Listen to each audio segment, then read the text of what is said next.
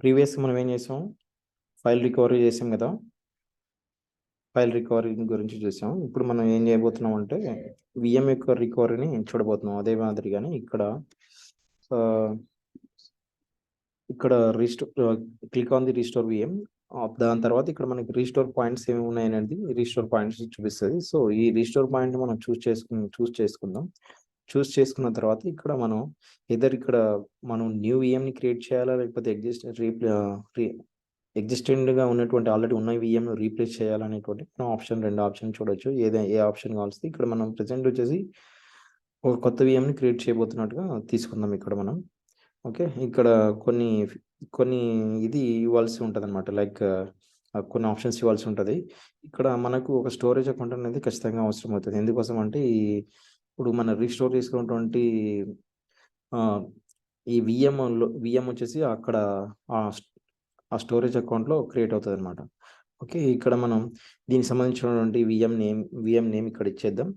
తర్వాత ఇక్కడ resource group ఏదనేది resource group ఇచ్చేస్తాం. ఇక్కడ తర్వాత వర్చువల్ నెట్వర్క్ ఏది అనేది దాని virtual network subnet.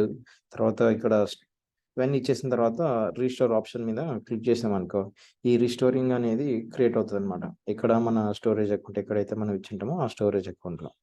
Okay, next ఇక్కడ మనం చూడొచ్చు, ఇక్కడ ఇవి విఎంస్ అనేవి బ్యాకప్ జాబ్స్ స్టార్టింగ్ అయినట్టు. ఓకే, ఇక్కడ ఈ బ్యాకప్ జాబ్స్ అనేవి ఇన్ ప్రోగ్రెస్లో ఉన్నాయి. ఇది యాప్ విఎం1 బ్యాకప్ అనేది రీస్టోర్ అవుతా ఉంది. సో ఈ వన్స్ అయిపోయిన తర్వాత మనం దానిని మన విఎమ్స్ ఎక్కడైతే ఉన్నాయి సేమ్ లొకేషన్లో ఒక పాయింట్ ఇక్కడ ఏంటంటే మన స్టోరేజ్ అకౌంట్ ఎక్కడైతే ఉంటుందో అదే లొకేషన్, మన విఎం ఎక్కడైతే లొకేషన్ ఉంటుందో అదే లొకేషన్లోనే మన స్టోరేజ్ అకౌంట్ అనేది ఒక స్టోరేజ్ అకౌంట్ ఉండాలన్నమాట. దాని ద్వారా మనం అక్కడ రీస్టోర్ చేసుకోగలుగుతాం అనమాట. అంటే ఆ స్టోరేజ్ అకౌంట్లో క్రియేట్ అవుతుంది. సో మనం ఇక్కడ చూసామంటే ఇక్కడ విఎమ్స్లో మనకు కనిపిస్తూ ఉంది కదా ఈ సెకండరీ విఎం. సో ఇదే అనమాట మనది. మనం ఇక్కడ డిస్క్ చూడగలుగుతున్నాం కదా, ఆ డిస్క్లో అనేది మనకు డేటా అనేది ఉందన్నమాట.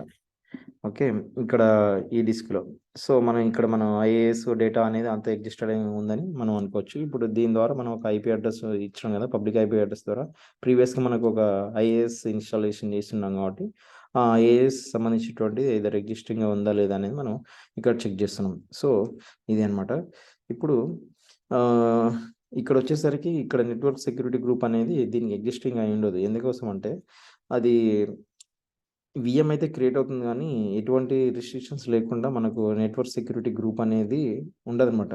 ఈ ఎన్ఐసి ఉంటుంది కానీ బట్ నెట్వర్క్ సెక్యూరిటీ గ్రూప్ అనేది ఉంటుంది. ఇక్కడ మనం చూస్తే చూడండి, ఇక్కడ network interface does not contain the network security groups. So మనమే దాన్ని ఇది చేసుకోవాల్సి ఉంటుంది. సెక్యూరిటీ పర్పస్ మనం కావాలంటే మళ్ళీ యాడ్ చేసుకోవాలి. ఓకే, దిస్ ఈజ్ ఇదే దీని గురించి విఎంని ఎలా రీస్టోర్ చేసుకోవాలనేది.